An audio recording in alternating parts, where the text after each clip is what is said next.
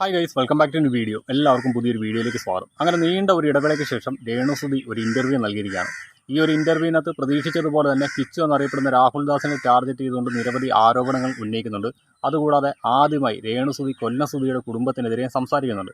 എന്തായാലും ഇതുമായി ബന്ധപ്പെട്ട് നമ്മളൊരു ലോങ് വീഡിയോ നമ്മുടെ മെയിൻ ചാനലിനകത്ത് ചെയ്തിട്ടുണ്ട്. നമ്മുടെ ടോപ്പിക് അതല്ല.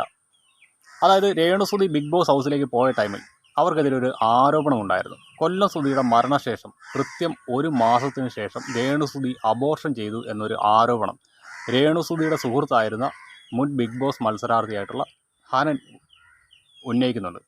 അത് ഷെഫീന ബീവി എന്ന് പറഞ്ഞ യൂട്യൂബ് ചാനലിനകത്തൂടെയാണ് പുറത്തേക്ക് വന്നത്. അതായത് ഷെഫീന ബീവിയും ഈ പറയുന്ന ഹനനും തമ്മിൽ നടത്തിയ ഒരു ടെലിഫോൺ സംഭാഷണം, അതിൻ്റെ ഓഡിയോ ക്ലിപ്പാണ് ഷെഫീന ബീവി പുറത്തേക്ക് വിട്ടത്. അതന്ന് വളരെയധികം വിവാദമായിരുന്നു. അതിനുശേഷം പിന്നീട് ഈ ഒരു ആരോപണം വീണ്ടും തലപൊക്കുന്നത് കിച്ചുവും രേണുസുതിയും തമ്മിലുള്ള തർക്കത്തിനിടയിലാണ്.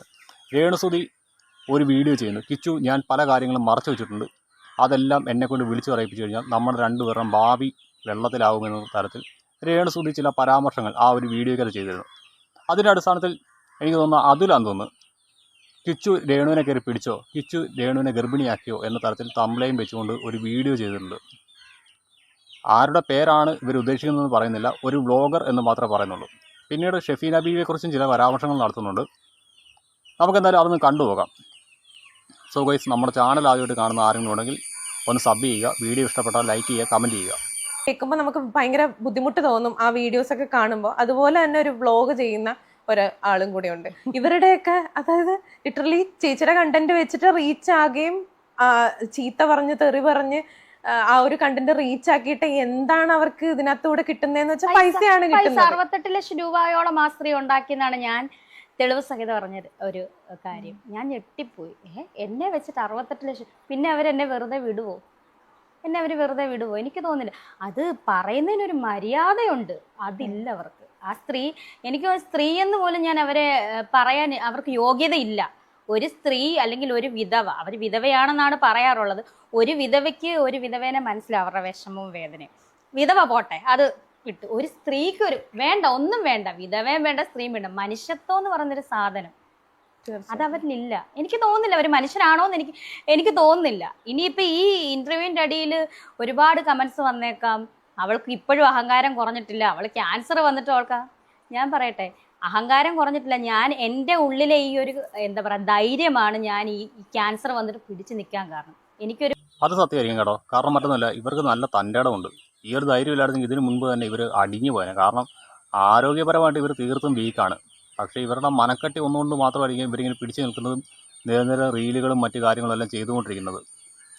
ഞാനൊക്കെ ആയിരുന്നെങ്കിൽ ഓൾറെഡി തകർന്നു പോയേനെ. കാരണം മറ്റൊന്നുമില്ല, എന്നെ സംബന്ധിച്ചിടത്തോളം ഒരിടത്ത് അടച്ചു പൂട്ടിയിരിക്കുക എന്ന് പറഞ്ഞാൽ ഭയങ്കര റിസ്ക് ഉള്ള കാര്യമാണ്. എനിക്കൊട്ടും താല്പര്യമില്ലാത്ത കാര്യമാണ്, എനിക്കൊട്ടും അക്സെപ്റ്റ് ചെയ്യാൻ പറ്റാത്ത ഒരു കാര്യമാണ്. ഞാനിപ്പോൾ തന്നെ വീട്ടിൽ ഇരിക്കുന്നത് കൊണ്ട് തന്നെ എനിക്ക് പലതരത്തിലുള്ള ബുദ്ധിമുട്ടുണ്ട്. എന്നെ സംബന്ധിച്ചിടത്തോളം ഭയങ്കര പ്രയാസമാണ്. അതുകൊണ്ട് ഞാൻ ഇടയ്ക്ക് വീഡിയോയുടെ ലൊക്കേഷൻ മാറ്റി ഇങ്ങനെ ഈ പറമ്പും മറ്റു കാര്യങ്ങളും കാണിച്ചുകൊണ്ട് വീഡിയോ ചെയ്യുന്നത്. കാരണം മറ്റൊന്നുമില്ല, നിരന്തരം ഒരു റൂമിനകത്ത് അടച്ചു പൂട്ടിയിരിക്കുമ്പോൾ എന്നെ സംബന്ധിച്ചിടത്തോളം ഭയങ്കര ഡിപ്രഷനിലൂടെ ഞാൻ കടന്നു പോകും. ആ ഒരു സാഹചര്യത്തിലാണ് ഞാൻ പലപ്പോഴും വീടിന് പുറത്ത് വന്നിരുന്ന് ഇങ്ങനെ വീഡിയോ ചെയ്യുന്നത്. അങ്ങനെയുള്ള ടൈമിലാണ് നമ്മുടെ കോഴിക്കുട്ടന്മാരുടെയും ചീവീടിൻ്റെയൊക്കെ സൗണ്ട് നിങ്ങളെല്ലാവരും കേൾക്കുന്നത്. എന്നാലും ഇവരുടെ ആ ഒരു ധൈര്യം അത് അംഗീകരിച്ച് കൊടുക്കാതിരിക്കാൻ പറ്റില്ല കേട്ടോ. പിന്നെ ഷെഫീന ബീവി എന്ന് പറയുന്ന യൂട്യൂബറെ കുറിച്ച് ഇവർ പറയുന്നുണ്ട്. ഏകദേശം 68 ലക്ഷം രൂപയാണ് ഷെഫീന ബീവി എന്ന് പറയുന്ന യൂട്യൂബർ ഇവരെ കൊണ്ട് സമ്പാദിച്ചതെന്നൊക്കെയാണ് പറയുന്നത്. എനിക്കറിയില്ല കേട്ടോ. അവർ പലപ്പോഴും വന്ന് പറയാറുണ്ട് അവർക്ക് ദാരിദ്ര്യമാണ്, അവർക്ക് യൂട്യൂബിൽ നിന്ന് വരുമാനമൊന്നും കിട്ടുന്നില്ല എന്നൊക്കെയാണ് ഷെഫീന ബീവി പറയുന്നത്. ഇവർ പറയുന്നത് 63 ലക്ഷം രൂപ അവർക്ക് കിട്ടിയിട്ടുണ്ടെന്ന്. തമ്പുരാനറിയാം. എന്നാൽ ഈ പറയുന്ന രണ്ടുപേരും ഇതിൻ്റെ സ്റ്റേറ്റ്മെൻറ്റും കാര്യങ്ങളൊന്നും വെക്കില്ല. മോനുണ്ട്, ഒരു 7 വയസ്സ് ഇപ്പം ആകുന്നതേ ഉള്ളൂ. ആ കുഞ്ഞിന് വേണ്ടിയിട്ട് എനിക്ക് തിരിച്ചു വന്നേ പറ്റത്തുള്ളൂ. ഈ കരുത്തുണ്ടെങ്കിലേ ഞാൻ ഈ ട്രീറ്റ്മെൻറ്റിന് മുന്നോട്ട് വരാൻ പറ്റത്തുള്ളൂ. അല്ലെ പല ആളുകളും ഞാൻ കണ്ടിട്ടുണ്ട്. ഞാൻ ഈ കഴിഞ്ഞ ദിവസം കൂടെ ഒരു വീഡിയോ കണ്ടു, ഒരു കുട്ടി തലേന്ന് ബർത്ത്ഡേ ആഘോഷിപ്പിറ്റേന്ന് മരിച്ചത്. എന്നെ 2 ദിവസം ഉറങ്ങിയിട്ടില്ല ഞാൻ അത് കണ്ടിട്ട്. ക്യാൻസർ പേഷ്യൻ്റാണ്, 10-22 വയസ്സേ ഉള്ളൂ ആ കുട്ടിക്ക്. ബർത്ത്ഡേ പിറ്റേന്ന് മരിച്ചു. അപ്പം ഞാൻ എന്നെ ചിന്തിപ്പിച്ച് ട്രീറ്റ്മെൻറ്റ്, നമ്മുടെ ആയുസ് ദൈവത്തിൻ്റെ കയ്യിലാണ്, നമുക്കറിയില്ല. നമുക്ക് ഇപ്പം ക്യാൻസർ വരണ്ട, ഇപ്പം വേണം ഞാൻ അങ്ങോട്ട് നടന്നു പോകുമ്പോൾ ഒരു വണ്ടി ഇടിച്ചാൽ ഞാൻ മരിക്കാവുന്നതേ ഉള്ളൂ. അതല്ല, നമ്മൾ ചിന്തിക്കേണ്ടത് ഈ ഒരു ട്രീറ്റ്മെൻറ്റിന് നമുക്ക് മനോധൈര്യമാണ് ഏറ്റവും, നമ്മുടെ മരുന്ന് നമ്മുടെ ശരീരത്തിൽ പിടിക്കണേ മനോധൈര്യം. അപ്പം ഞാൻ പറഞ്ഞു വന്ന ഇത്രയേ ഉള്ളൂ. ഈ വ്ളോഗേഴ്സ് ഇവരുടെ റീച്ചിന് വേണ്ടിയിട്ടും ഇവരുടെ ഇതിന് ചെയ്തോട്ടെ, അവർ ചെയ്തോട്ടെ, എന്നെ വെച്ചിട്ട് ചെയ്യരുതെന്ന് ഞാൻ പറയും. പക്ഷെ അവരുപയോഗിക്കുന്ന വാക്കുകൾ മനുഷ്യത്വരഹിതമായിട്ടുള്ള വാക്കുകളായിരുന്നു അവരുപയോഗിക്കുന്നത്. ഇപ്പോൾ ചേച്ചി പറഞ്ഞ പോലെ തന്നെ മനുഷ്യത്വരഹിതമാണെന്ന് എനിക്കറിയാം. ചേച്ചിൻ്റെ അടുത്ത് അത് ചോദിക്കുന്നതുകൊണ്ട് എനിക്കും ബുദ്ധിമുട്ടുണ്ട്. പക്ഷെ ഇത് ആളുകൾ അറിയാം. സോ പലപ്പോഴും ഇവർക്കെതിരെ ഉന്നയിക്കുന്ന ആരോപണങ്ങൾ എന്ന് പറയുന്നത് നമുക്ക് പിന്നെയും കേട്ട് നിൽക്കാൻ പറ്റും. പക്ഷേ ചിലർ ഉന്നയിക്കുന്ന ഭാഷകൾ അതൊരു തരത്തിലും അക്സെപ്റ്റ് ചെയ്യാൻ പറ്റത്തില്ല. ഉദാഹരണം പറഞ്ഞു കഴിഞ്ഞാൽ വടവിധവ, നിക്കർ വിധവ, അങ്ങനെ ധാരാളം പേരുകൾ ഇവർക്ക് ചാർത്തി കൊടുക്കുന്നുണ്ട്. ഇവരെ മോശക്കാരെയായിട്ട് ചിത്രീകരിച്ചുകൊണ്ട്, അതായത് ചില ജീവികളുമായിട്ട് താരതമ്യപ്പെടുത്തിക്കൊണ്ടെങ്കിൽ തമ്പിലയും ക്രിയേറ്റ് ചെയ്ത് വെക്കുന്നതൊക്കെ പലരുടെയും ഒരു ഹോബിയായിരുന്നു.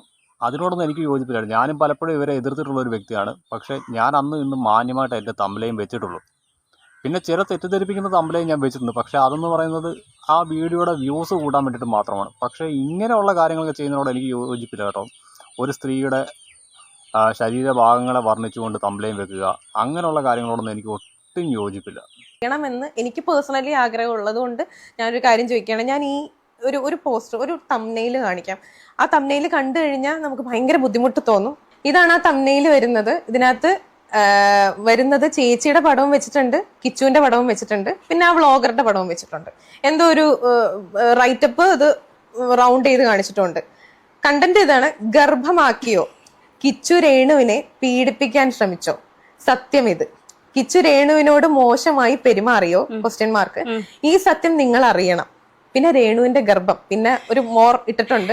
എനിക്ക് തോന്നി ഗർഭക്കഥ, എനിക്ക് തോന്നുന്നത് ഞാൻ ബിഗ് ബോസിൽ ആയിരുന്നപ്പം ഇറങ്ങിയ സംഭവമാണ്. ഞാൻ ഇറങ്ങിയ ഉടനെ മുൻ ബിഗ് ബോസ് താരവും എൻ്റെ ഒരു ഫ്രണ്ടെന്ന് പറയാൻ പറ്റത്തില്ല അവരെയൊക്കെ, ഞാൻ ഫ്രണ്ടെന്ന് കരുതിയ ഒരാൾ എന്നെപ്പറ്റി ഇറക്കിയ ഒരു സംഭവമാണ്. ഞാൻ സുധിച്ചേട്ടൻ്റെ മരണത്തിന് ശേഷം, ഞാൻ വീണ്ടും അത് കുത്തിപ്പൊക്കുക എന്ന് കരുതരുത്, ഞാനത് സംസാരിക്കട്ടെ.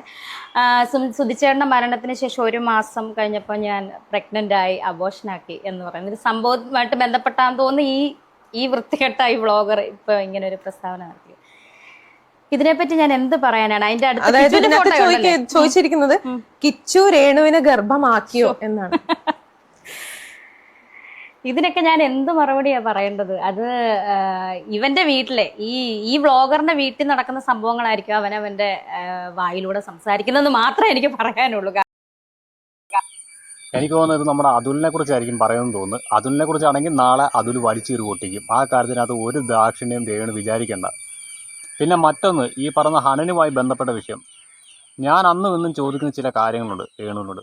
അതായത് ഋതപ്പൻ എന്ന് പറയുന്ന കൊച്ചുകുട്ടിയുടെ DNA ആവശ്യപ്പെട്ടുകൊണ്ട് ഷെഫീന ബീവി നിരന്തരം ചെയ്ത വീഡിയോസ്, അതേപോലെ തന്നെ ഹനൻ ഉന്നയിച്ച ആരോപണങ്ങൾ, ഇതിനകത്തെല്ലാം നിങ്ങൾ മൗനം പാലിക്കുകയാണ് ചെയ്തത്. എനിക്ക് തോന്നുന്നു ഷെഫീന ബീവിക്കെതിരെ മാത്രം നിങ്ങൾ നിയമ നടപടിയുമായിട്ട് പോയിട്ടുണ്ട്. ഹനനെതിരെ നിങ്ങളൊന്നും ചെയ്തിട്ടില്ല. നിങ്ങൾ എന്തുകൊണ്ട് ഈ ഒരു വിഷയത്തിൽ ഡീഫോർമേഷൻ സൂട്ട് ഫയൽ ചെയ്യുന്നില്ല? ആ ഒരു കാര്യത്തിലാണ് എനിക്ക് നിങ്ങളോട് വല്ലാത്തൊരു വിയോജിപ്പുള്ളത്. നിങ്ങൾ പറയുന്നുണ്ട് നിങ്ങൾ ഇരയാക്കപ്പെടുന്നുണ്ടെന്ന്. പക്ഷേ ഇരയാക്കപ്പെടുന്നു എന്ന് വാദിക്കുന്ന നിങ്ങൾ തന്നെ സ്വയം ഒരു ഇരയാവാൻ നിന്ന് കൊടുക്കുകയാണ്. അത് സോഷ്യൽ മീഡിയ റീച്ചിന് വേണ്ടിയിട്ടാണ് എന്ന് പറയാതിരിക്കാൻ പറ്റില്ല രേണു. നിങ്ങളുടെ ഭാഗത്തുണ്ട് ധാരാളം തെറ്റുകൾ. നിങ്ങളാണ് ഇതിനെല്ലാം വളം വെച്ച് കൊടുത്തത്, അല്ലാതെ ഞങ്ങളാരും അങ്ങോട്ട് വന്ന് ചൊറിഞ്ഞതല്ല. മറ്റു പലർക്കെതിരെയും വീഡിയോസ് ചെയ്യും, അവർ നിയമ നടപടിയായിട്ട് പോകുമ്പോൾ പലരും സൈലൻ്റായി പോകുന്നത് നിങ്ങൾ കണ്ടിട്ടുള്ളതാണ്. പക്ഷേ നിങ്ങൾ അതിന് തയ്യാറായില്ല. കാരണം മറ്റൊന്നുമല്ല, നിങ്ങൾക്ക് സോഷ്യൽ മീഡിയയിൽ നെഗറ്റീവ് പബ്ലിസിറ്റി വേണം. ആ ഒരു പബ്ലിസിറ്റി വേണമെങ്കിൽ നിങ്ങളെ നിരന്തരം ഈ പറഞ്ഞ റിയാക്ഷൻ ചാനലുകൾ എയറിൽ കയറ്റണം. അതായിരുന്നു നിങ്ങളുടെ ലക്ഷ്യം. പിന്നീട് വന്നപ്പോൾ അത് നിങ്ങൾക്ക് പോലും നിയന്ത്രിച്ച് നിർത്താൻ പറ്റാത്തൊരു സിറ്റുവേഷനിലേക്ക് കാര്യങ്ങൾ പോയി. എന്നിരുന്നാലും നിങ്ങൾ ആ ഒരു നെഗറ്റീവ് റീച്ച് കൊണ്ട് നല്ല രീതിക്ക് മുൻപോട്ട് പോയി. നിങ്ങൾക്ക് നല്ല ഗട്ട്സ് ഉണ്ട്. ആ ഒറ്റ ഒരു ഗട്ട്സിൻ്റെ പുറത്താണ് നിങ്ങൾ പിടിച്ചു നിന്നത്. നിങ്ങളുടെ സ്ഥാനത്ത് മറ്റാരെങ്കിലും ആയിരുന്നെങ്കിൽ ഇതിനോടകം തന്നെ ഈ ഭൂമിയോട് സലാം ചൊല്ലി സ്ഥലം വിട്ടാരാൻ. പറയാതിരിക്കാൻ പറ്റത്തില്ല. ആ ഒരു തൻ്റെടം നിങ്ങൾക്കുള്ളത് കൊണ്ട് തന്നെയാണ് ഈ ക്യാൻസർ എന്ന് പറയുന്ന അസുഖം നിങ്ങളെ കീഴ്പ്പെടുത്താത്തതെന്നാണ് എനിക്ക് തോന്നുന്നത്. മറ്റ് പല ക്യാൻസർ പേഷ്യൻസുമായിട്ട് ഞാൻ സംസാരിച്ചിട്ടുണ്ട്. ഈ കഴിഞ്ഞ ദിവസം പോലും ഒരു ക്യാൻസർ പേഷ്യൻറ്റുമായിട്ട് ഞാൻ സംസാരിച്ചതാണ്. അവർ പറഞ്ഞത് ഒരു കാരണവശാലും ഒരു ക്യാൻസർ രോഗിയും നിങ്ങളെപ്പോലെ ആക്റ്റീവായിട്ട് നിൽക്കില്ല. അങ്ങനെ നിൽക്കണമെങ്കിൽ നിങ്ങൾക്ക് നല്ല വിൽ പവർ ഉണ്ട്. അതേപോലെ തന്നെ നിങ്ങളുടെ അസുഖം ചിലപ്പോൾ സ്റ്റാർട്ടിങ് സ്റ്റേജ് ആയിരിക്കണമെന്നാണ്. എനിക്കറിയില്ല, കാരണം മറ്റൊന്നുമില്ല, ഞാൻ നിങ്ങളെക്കുറിച്ച് അന്വേഷിച്ചപ്പോൾ അറിയാൻ സാധിച്ചത് നിങ്ങളുടെ 3ാമത്തെ കീമോ കഴിഞ്ഞ് ക്യാൻസർ 4th സ്റ്റേജാണ്. ഇനി 3 കീമോയും കൂടി കഴിഞ്ഞ് കഴിഞ്ഞാൽ നിങ്ങളുടെ സർജറിയാണ്. അതിനുശേഷം ടെസ്റ്റ് ഉണ്ട്. ആ ടെസ്റ്റിനകത്ത് ഈ അസുഖത്തിന് കുറവില്ലെങ്കിൽ വീണ്ടും കീമോ കണ്ടിന്യൂ ചെയ്യേണ്ട വരും. അത് 12 കീമോ വരെ പോകുമെന്നാണ് എനിക്കറിയാൻ കഴിഞ്ഞത്. എന്തായാലും ഇതിനകത്തേക്ക് സത്യാവസ്ഥ പുറത്തേക്ക് വരട്ടെ, അത് മാത്രമേ ഞാൻ പറയുന്നുള്ളൂ. Okay guys, by.